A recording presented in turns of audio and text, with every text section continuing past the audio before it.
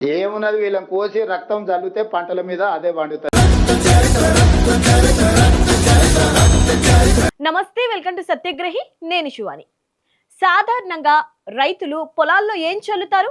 విత్తనాలు చల్లుతారు, ఎరువులు చల్లుతారు, బాగా వర్షాలు పడితే నీళ్లు పారిస్తారు. కానీ మన రేవంత్ రెడ్డి, ముఖ్యమంత్రి రేవంత్ రెడ్డి మాత్రం ఒక కొత్త వ్యవసాయ టెక్నాలజీ కనిపెట్టారు. అదేంటో తెలుసా? రక్తం చల్లడం. అవును, రైతులకు నీళ్లు ఇవ్వండి మహాప్రభు అని విలేకరులు అడిగితే ముఖ్యమంత్రి స్థానంలో ఉన్న రేవంత్ రెడ్డి ఏమన్నారో తెలుసా?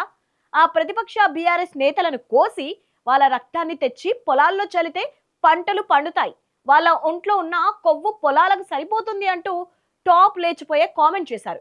ఏమండి ముఖ్యమంత్రి గారు, ఒక రాష్ట్రానికి సీఎం అయ్యి ఉండి మాట్లాడాల్సిన భాష ఇదేనా? మీరు ముఖ్యమంత్రా లేక ఏదైనా మా సినిమాలో విలనా? అసలు ఈ డైలాగులు విన్న తెలంగాణ జనం ఏమనుకుంటున్నారు? ఇప్పుడు రేవంత్ రెడ్డిపై ఏ రేంజ్ లో కేసులు బుక్ అవుతున్నాయి? Let's watch the story. అసలు ఏం జరిగిందంటే, ప్రస్తుతం రాష్ట్రంలో వర్షాలు లేవు, ఎండలు మండిపోతున్నాయి. కృష్ణమ్మ గోదావరి బేసిన్లలో ఆశించిన స్థాయిలో వరదలు లేవు, పంటలు ఎండిపోతున్నాయని రైతులు లబోదిబోమంటున్నారు. గత ప్రభుత్వం కట్టిన పంపులు ఉన్నాయి, ప్రాజెక్టులు ఉన్నాయి.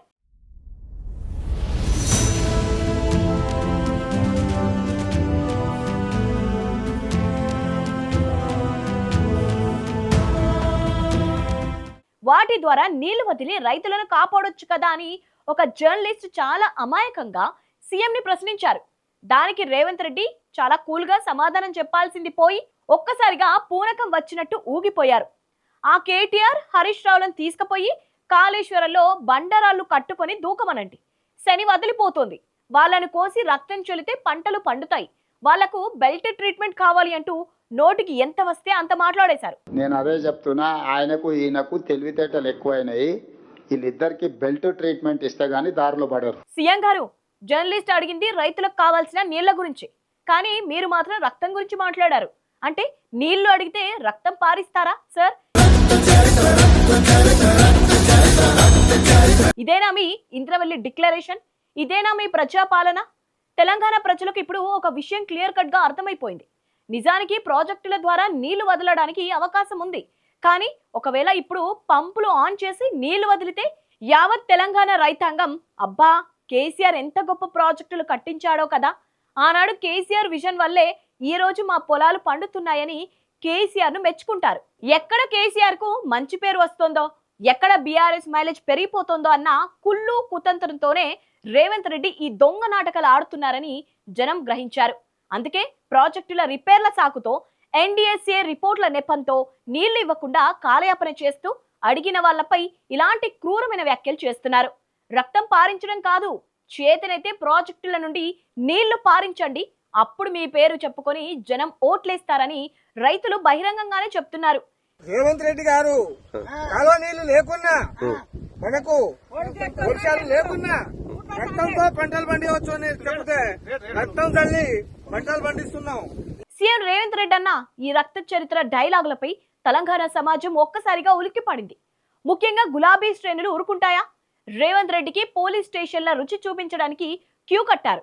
మంగళవారం కూడా రాష్ట్ర వ్యాప్తంగా పలు పోలీస్ స్టేషన్లో రేవంత్ రెడ్డిపై కేసులు నమోదు చేయాలని, ఆయనను వెంటనే అరెస్టు చేయాలని డిమాండ్ చేస్తూ బీఆర్ఎస్ నేతలు ఫిర్యాదుల వర్షం కురిపించారు. ఒక్క నాగర్ కర్నూలు జిల్లాల్లోనే ఎక్కడెక్కడ ఫిర్యాదులు చేశారో లిస్టు చూడండి. జిల్లా కేంద్రంతో పాటు తిమ్మాజీపేట, తెలకపల్లి, తాడూరు, బిజినేపల్లి, కల్వకుర్తి, కొల్లాపూర్, పెంట్లవెల్లి, కోడేరు, అబ్బా ఇలా చెప్పుకుంటూ పోతే జిల్లా అంతా కవర్ అయిపోయింది.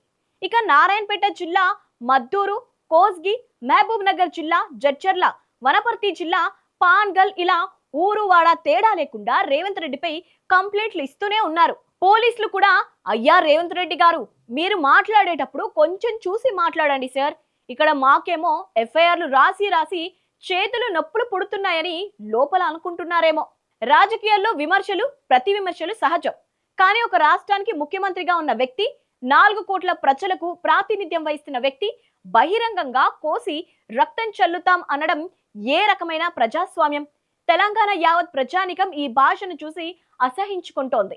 మేము ఓట్లేసి మిమ్మల్ని సీఎం కుర్చీలో కూర్చోబెట్టింది ప్రజా సమస్యలను పరిష్కరిస్తారని, అంతే తప్ప ఫ్యాక్షన్ సినిమాలో లాగా రక్తం ఏరులై పారిస్తానని డైలాగులు కొట్టడానికి కాదు అని మేధావులు ప్రశ్నిస్తున్నారు. గతంలో కేసీఆర్ ప్రాజెక్టులు కట్టేటప్పుడు ఎంతటి కష్టాలు వచ్చినా, కోర్టు కేసులు ఉన్నా ఓపిగ్గా సమస్యలను అధిగమించి నీళ్లు తెచ్చారు తప్ప ఎప్పుడూ ఇలాంటి హింసాత్మక భాషను వాడలేదు. రేవంత్ రెడ్డి అహంకారానికి, ఆయనలోని ఫ్రస్ట్రేషన్ కు ఈ వ్యాఖ్యలే నిదర్శనమని ప్రతి ఒక్కరూ భావిస్తున్నారు. సో ఇది రేవంత్ సర్కార్ కొత్త వ్యవసాయ విధానం కదా.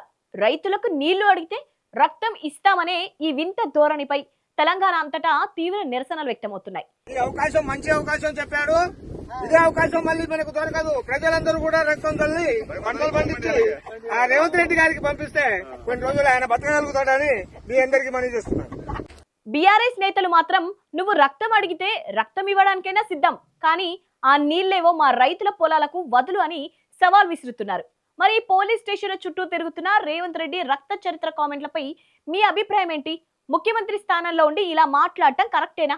కింద కామెంట్ బాక్స్ లో ఖచ్చితంగా తెలియచేయండి. ఈ వీడియో నచ్చినట్టయితే లైక్ చేయండి, షేర్ చేయండి. ఇలాంటి పొలిటికల్ అప్డేట్స్ కోసం మా ఛానల్ ఇప్పుడే సబ్స్క్రైబ్ చేసుకోండి.